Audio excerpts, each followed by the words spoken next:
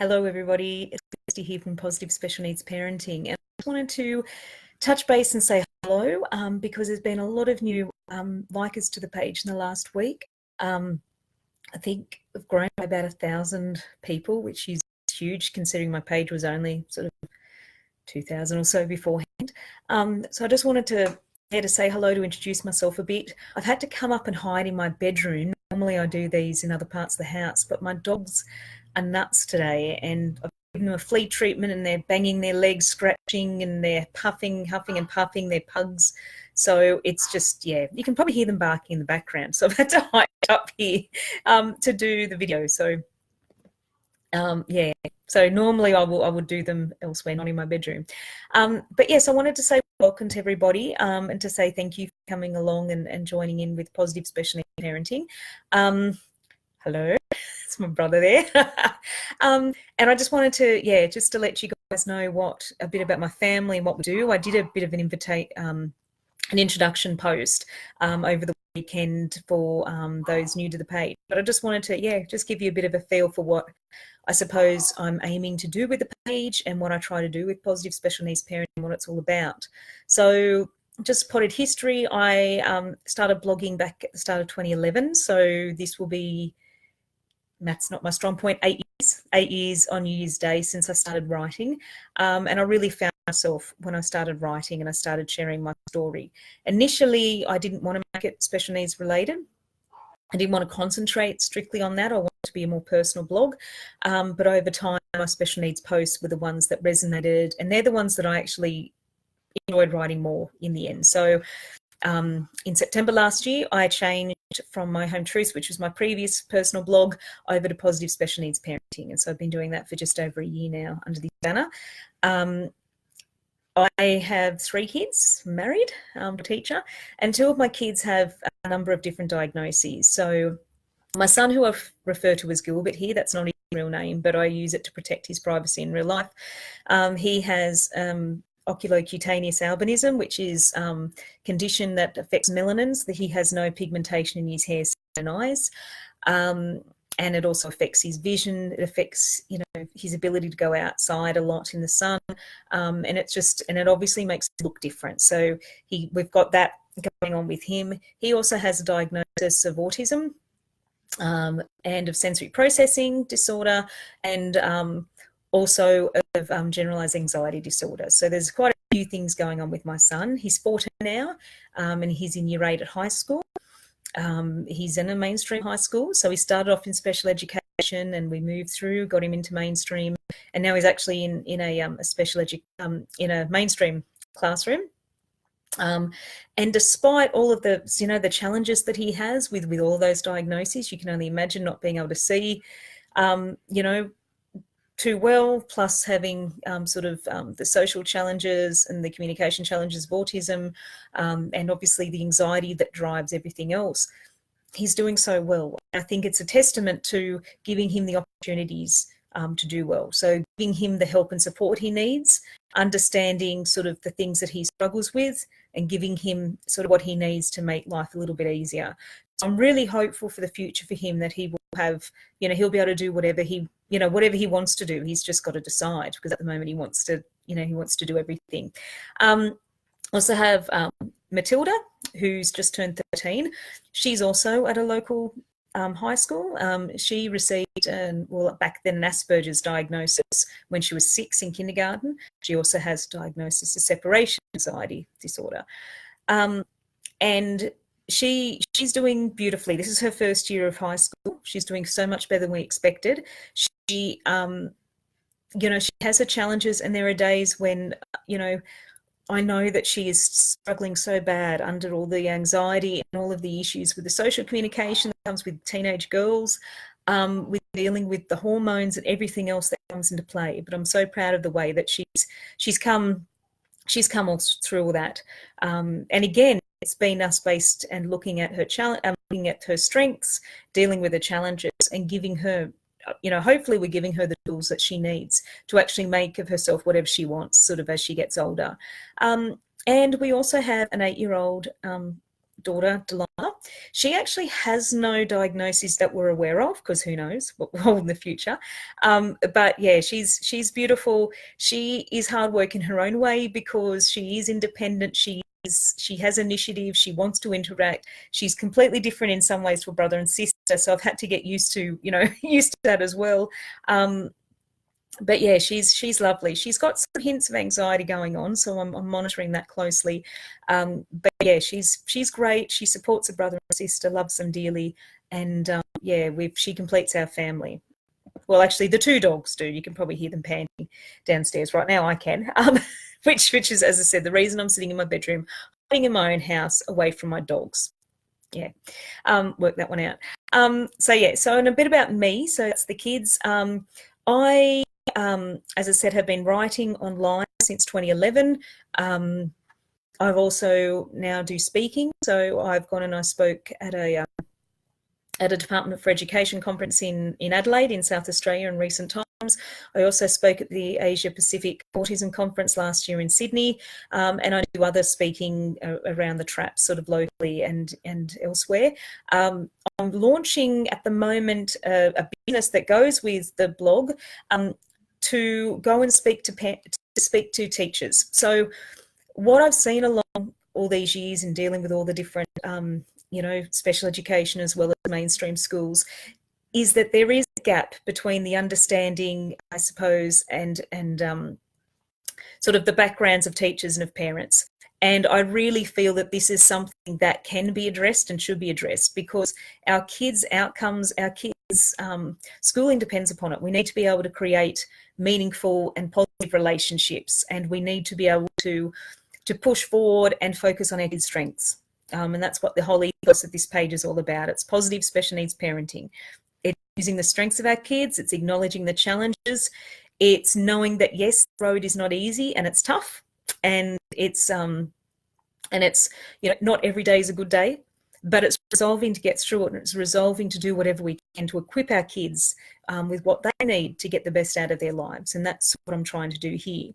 So that's the whole idea, and what I want to do when I go out to schools is I want to talk to schools. I want to empower parents. So I want to give parents the skills, relationship management techniques, so they can actually develop and create good relationships with schools, but also want to give schools the background and some understanding of the parent experience. So they don't dismiss parents, they don't judge parents, that they understand that, the different behaviours that we're exhibiting is a form of communication as well. And that they can have some element, if they can just have some element of understanding of the parent experience and how difficult it is to fight on all fronts for your child. I'm hoping that that understanding will help schools better relate and better sort of create more meaningful relationships with parents. So that's the plan. I'm in talks with a few schools at the moment over that. So if you want your school, if you think your school would benefit from talking to someone about, the special needs experience, feel free to send them my way, or to give them my details. My website is positivespecialneedsparenting.com. It's very easy. But yes, please feel free, because I do want to help sort of as many people as I can, because I think this is a really important part of the process. So yeah, so my background is also, I was a public servant. So I worked in the Australian public service for nearly 20 years. So 4 years ago, I took a voluntary redundancy. I had a health scare. Many of us have probably had health issues linked to our caring responsibilities. And I had to call it, I had to call time on that career. Now I'm sort of starting up something from home, which allows me to be here for the kids when needed. And I've needed to be here a lot over the last few years for them as they've started high school, and they've had to emerge and change and transition. But I'm hoping that it will, lead to, to help with good. I'm also on a local council committee. I'm on the Disability Inclusion Advisory Committee with Newcastle Council, or City of Newcastle as they're now called. And in that role, we have a look at the Disability Inclusion Action Plan, and we work out ways that we can actually make it happen. And we keep, the council to account and make sure that they're doing what they can to actually make the local community an inclusive one. So very, very passionate about inclusion. You've probably also seen One of my last posts was about inclusion in education, why inclusion matters. As I've mentioned, both my kids are in mainstream school. We've worked hard for that to happen, and I believe that every child has an opportunity and should have the chance to learn alongside their peers and to be included.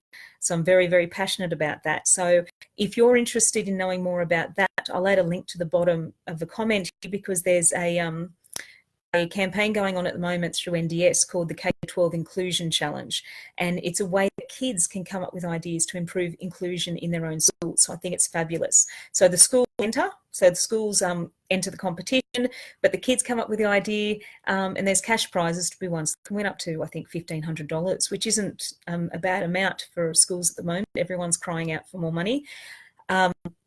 But more importantly than the money, it would be actually putting together and really hearing from kids about what inclusion means to them, what inclusive practices can be done, so I think this is amazing. If you haven't already sort of looked at this or distributed this to your school, I'll put a link to it down the bottom here. You can, because it's open until the first week in December, so there's still a month to go to enter.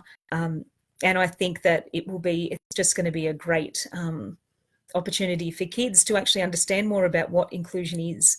And when you think about it, if we can teach our kids, if we can teach the next generation now all about inclusion and all about, tolerance and acceptance, we're safeguarding the next generation. Hopefully we will not see the levels of hate and the levels of discrimination and just all the horrible stuff we're seeing right now, sort of, in society. So I'm hoping that this is really a really good way to help our kids, grow up more tolerant, growing up with difference. If you grow up with it, it's not going to be different. It's just going to be normal. So I think that's really what we should be aiming for with this campaign. So that's my page. My page is all about being positive. It's not about, and I shared a meme earlier today, it's not about denying or pretending that everything's okay, because it's not. Being a special needs parent or carer is tough. It's not easy, and I know that. But I also know that our own mindset and how we approach things has a huge bearing on how, we live our life and how we can help our kids. We can either sort of live our lives thinking that everything's gone wrong and nothing's gone right. This is not what it's meant to be. Or we can actually take control and go, you know what, this is the life we have. Let's work out ways to make it better. I know it sounds easier said than done, but there are little things that you can do every day and ways that we can work together, to get a team around us to support our kids, because they deserve to be everything that they can be. That the sky's the limit. I look at my son in particular, and I look back 10 years ago when he was 4. We've got the diagnosis of autism after we'd received his albinism diagnosis a few years before, and I could not see a way forward. I could not see a future for him. How could a child who couldn't see properly, who couldn't communicate with people, who, how could this child sort of, what future were we looking at there? And that was my lower Seb. But since then, I've sort of been able to work through those feelings, and now my child, I know he's capable of anything. You give kids the right support, you give them hope, you give yourselves hope, and it's, we just don't know how far our kids will go and what will take them. So that's sort of the message that I want you all to take away, and that, I suppose, is the ethos of the page. And that's sort of why I wanted to do a quick video to welcome everybody new here and everyone who's existing. As you've probably come to see, I blog irregularly. It's either lately 2 times a week or none a week. So I'm going to try and regulate that a bit more. As I said, I've got the new sort of side of the business that is coming along, so I'll be, sharing more about that. And on the web page, the Facebook page, I share a lot of memes. I believe in trying to find the light side in life, and so I'll share a combination of inspirational stuff, but also funny things that we can laugh at ourselves. Just to try and break things up and to get a smile on our faces. If you're not already aware, I also have a Facebook group. It's called Positive Special Needs Parents. There should be a link to it on the page. And that is for parents and carers of children with disability. If you want to to join with that, please do so. Feel free to do so. Just try and answer the questions. If you don't answer the questions, I really don't know whether to let you into the group or not. I really want it to be tightly controlled. I don't want to be spammed by people, and I don't want people coming in to troll us or cause trouble. It's really been that the group's been put together so that we've got an extra element and layer of support, which I think is really important and allows you to share more things in a group, in a closed group, than you might feel comfortable with sharing on a public page. So feel free, if you're not already a member of the group and you want to be, send a request through. As I said, just answer the questions so I sort of know what that you're legitimately sort of want to be a member. So that's about it. I have to now go and get my son ready for occupational therapy, because that's the life that we live. So look, thank you so much for joining in. As I said, if you've missed bits, feel free to watch this again in the replay. And as I said, I will add some links to the bottom to some relevant resources. It may not happen right now since I do have to duck off to get my son, but I will be doing that sort of as the day goes on. But welcome again. If you've got any questions, feel free to message me. And yep, thank you again for coming along and sharing the ride. I really appreciate it. I'll talk to you all later. And hopefully next time I won't have to hide in my bedroom away from my really loud dogs. All right, have a good week. See ya.